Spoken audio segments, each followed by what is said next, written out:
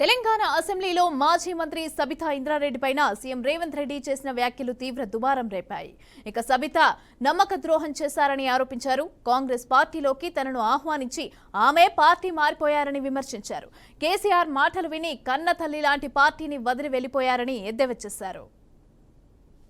భవిష్యత్తు ఉంటదని చెప్పినా అని చెప్పింది. అది ప్రజా జీవితంలో ఉన్నప్పుడు వ్యక్తిగత సంభాషణ ఉంటుంది, ప్రజా జీవితంలో చర్చ ఉంటుంది.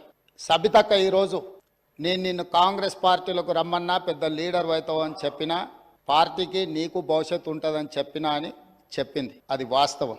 కానీ ఇంకొక విషయం, ఇది మా ఇద్దరి మధ్యలో వ్యక్తిగతంగా జరిగింది. వ్యక్తిగతంగా జరిగిన చర్చని ఈరోజు సబితక్క సభలో పెట్టింది కాబట్టి దీని కొనసాగింపుగా జరిగిన కొన్ని చర్చలు కూడా నేను సభలోనే చెప్పాలి.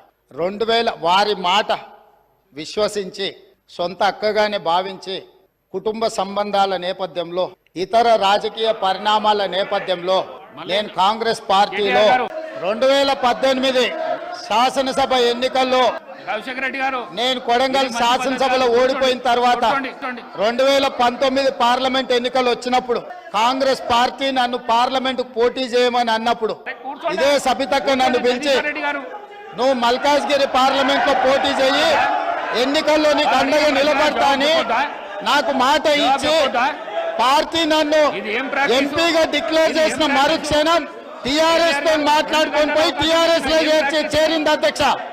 తమ్ముడుగా నన్ను పిలిచి మల్కాజ్గిరి పార్లమెంట్ లో ఎన్నికల్లో పోటీ చేయమని నన్ను ప్రోత్సహించి పార్టీ నన్ను ఎన్నికల్లో అభ్యర్థిగా నిర్ణయించిన తర్వాత కేసీఆర్ మాటలకు అధికారం కోసం కాంగ్రెస్ ను వదిలి టీఆర్ఎస్ పార్టీలో చేరి మంత్రి పదవి పొంది తమ్ముని మోసం చేసింది కాబట్టి ఈ రోజు నమ్మొద్దు అని కేటీఆర్ కి చెప్పిన అధ్యక్ష.